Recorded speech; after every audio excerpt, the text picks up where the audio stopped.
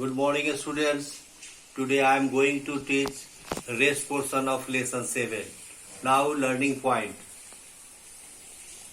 Learning points. First aid for cuts and wounds.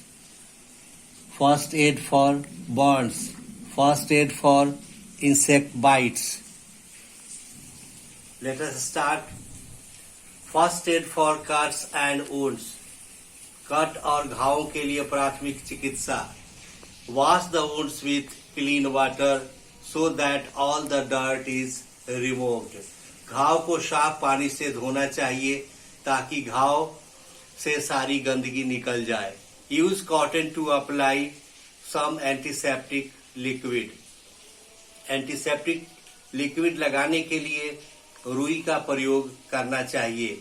If the wound is bleeding then press lightly with a clean cloth or cotton till the bleeding stops.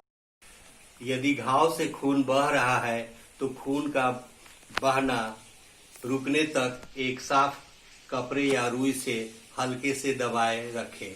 If the wound is not too deep, then dress it with a bandage.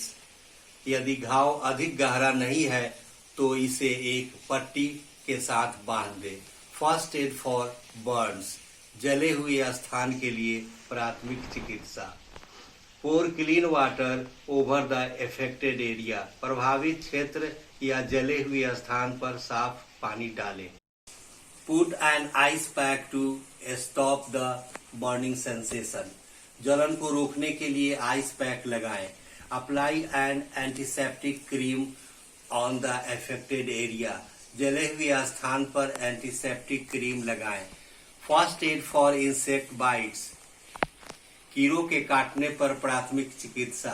Wash the affected area with soap and water. कीड़े के काटने वाले स्थान को साबुन और पानी से धोएं. Put an ice pack on the affected area. कटे हुए स्थान पर आइस पैक लगाएं. Apply some calamine lotion on the insect bites. कटे हुए स्थान पर कैलामाइन लोशन लगाएं. A few points to keep in mind in case a person get hurt. किसी व्यक्ति को चोट लगने के स्थिति में कुछ बातें ध्यान रखें. बी काम एंड डू नॉट पैनिक. शांत रहना चाहिए और घबराना नहीं चाहिए. Call an adult and a doctor immediately. तुरंत एक वयस्क तथा चिकित्सक को बुलाना चाहिए. Do not crowd around the injured person. घायल व्यक्ति के आसपास भीड़ नहीं करना चाहिए. Let the person relax. व्यक्ति को आराम करने देना चाहिए. Now chapter is over. Come to the objective question of this chapter. Objective questions of lesson 7. Question number 2. Fill in the blanks with the correct words from brackets. A. The first aid box should have a dash. Answer is thermometer. Now B. You should not consume dash without a doctor's prescription. Answer is medicines. Now question number C. And dash cream can help heal the wound. Answer is antiseptic. D. We should never touch any appliance with dash hands. Answer is wet. Now question number E. When someone gets hurt, we should not dash. Answer is panic. Now question number 3 indicates whether the following statement are true or false. A.